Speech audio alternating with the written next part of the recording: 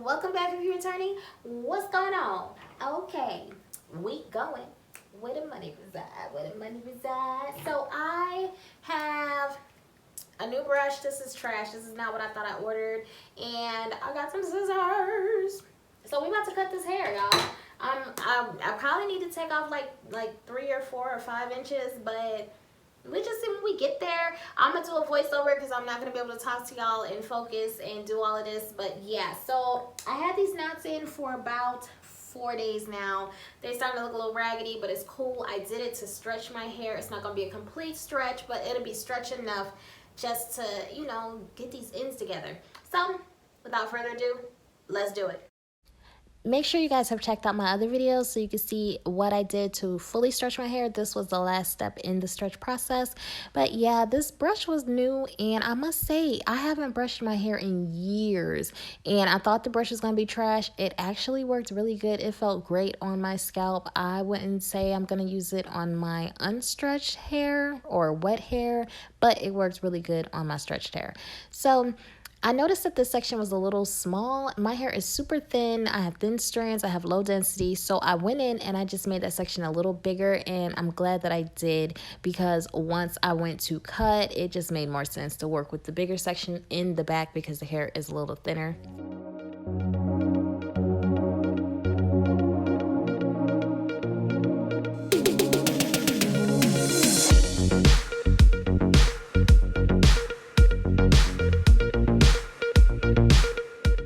So for my very first cut, I think I took off about 1.5 inches, almost 2 inches. It was a bit extreme. Yeah. And there goes the shock. I don't know. It was crazy. I've never done a trim at home. As you can see, that my hair is super thin. But yeah, you see that strand is like at least 2 inches, maybe 2.5. And then I decided I wanted to go in and cut a little more. So after each section, I cut, I comb, I cut, and then I comb again, and then I go in and clean up the ends. So I was looking and I was like, you know what? Okay, I'm going to cut a little bit more because it looks like a little bit more needs to go. The back is the loosest part of my hair and actually grows the fastest. I don't know why it grows faster than everything else, but yeah, so I went in and I cut some more. It's so short. I don't remember the last time I cut off this much hair, and it probably doesn't look like a lot to everybody else, but it's really a lot to somebody who is not used to cutting off inches. So that's the next section, and you can see that section compared to the section that I just cut. I cut off a lot.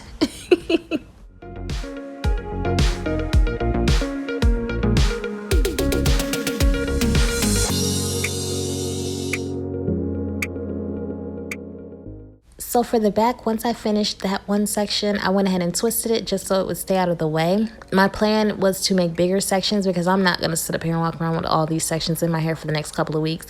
That braid is so short. Well, that twist is short. And you can see compared to me taking out the Bantu on the other side, it's way shorter. But it's all good. It'll grow back. So when I did this section, I did the same process. I parted the hair in half, put that out of the way, and then I went ahead and trimmed the end.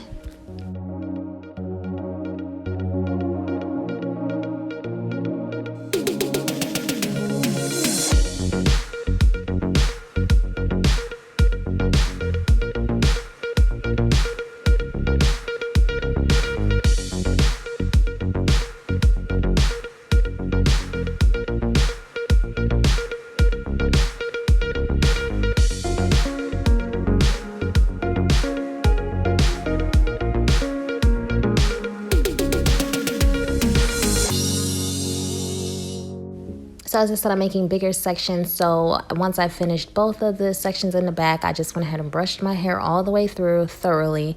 And then I went ahead and, yeah, did a quick little length check to see how short it is. It is definitely shorter, but it's okay. Now it's probably right around my mid back, which is fine. You know, like I said, it'll grow back, but I'm glad that my ends, they look much better. They feel much better. And when it came time to like brush my hair, it felt amazing at the ends. And the biggest thing is now, like when I do my twists, as you can see, I know that I did a good job with the cutting, and the scissors were great because my ends are super blunt, meaning none of my braids or my twists were staying because my ends are good. I definitely do not advise anyone do what I do. Go to a professional, but yeah, I'm not going to anybody. I don't care. I just know it needs to be done, so I'm doing it. So when it came to the top, I separated it, and it seemed like, you know, if your hair is long enough and you can see it, why not pull it up? Of course, it's not going to give you the most even cut, but I wasn't going for even. I was just going for healthy ends. So I brushed my hair up, and at the top, I noticed like, yeah, at least an inch and a half needed to go. But my hair was long enough for me to pull it to the front so I could actually see it when I was cutting. So that's kind of what I did, and it worked out.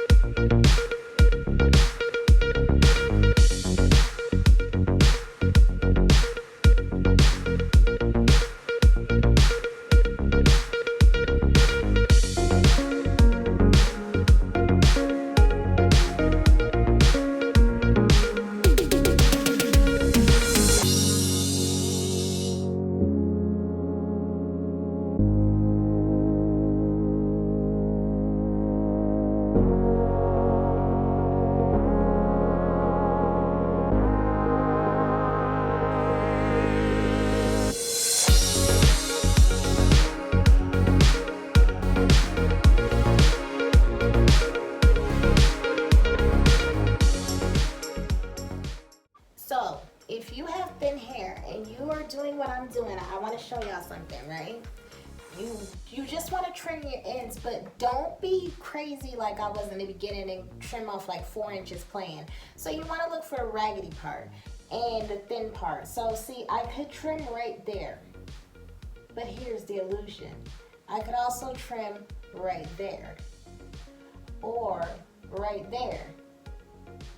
Or I could just cut off all my hair, because the thing is, it's all thin. So when you have thin hair, like, comb it, go down, and if your hair is relatively healthy, it's gonna all look scraggly depending on how tight, how taut you pull it. So just pull it to where you see, like, it gets down there. So I really only need to trim off just what's hanging, but I'm gonna go a little higher and probably do, what is that, like 2 inches, 3 inches, whatever. 1.5 inches, 2, it's like 1, 2, maybe like 2.5 inches. So I'm gonna trim it right there. But yeah, when you have thin hair, it's kind of hard to tell because it's all just thin. So if you have thicker hair, it's easier for y'all. You wanna go for the part that looks like this. But see, when we thin, all of our hair looks like that. So yeah, that part. So I'm all done. I must say my ends are so blunt that they're not even staying. I cut off a lot of hair, y'all. So this is all of the hair that I cut, which may not seem like much, but with my hair being so fine, this is a lot of freaking hair. Oh my gosh, some sections were like 2 inches long, and well, it's all for a good cause. It'll grow in healthier. I must say, these are the truth. This is the Ulster or Oster. I'll put the link in my description. But yeah, these just made life so simple. So now I have some cutting shears, and that's it. Make sure you guys subscribe to my channel.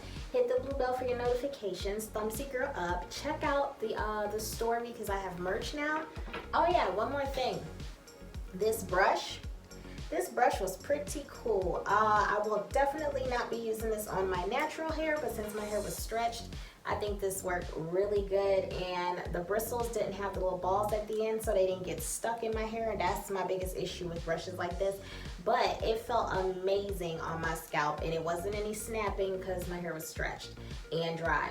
But yeah, make sure you guys subscribe to the channel and drop down in the comment section below how often do y'all trim. I think I'm gonna probably do this like every 3 to 6 months just for like the next year, and then we'll figure out a schedule to stick to. All right, y'all, till next time. I can't even lie, y'all. I had a little bit of buyer's remorse as I was trying to put my hair into a ponytail because, as you can see, my hair almost didn't even reach to like pigtail status. This is different, but all for a great cause. Make sure you guys check the description box. I love those scissors, and I'm glad that I spent the extra couple of pennies. They weren't super expensive, but they cost more than the last pair that I bought and never used.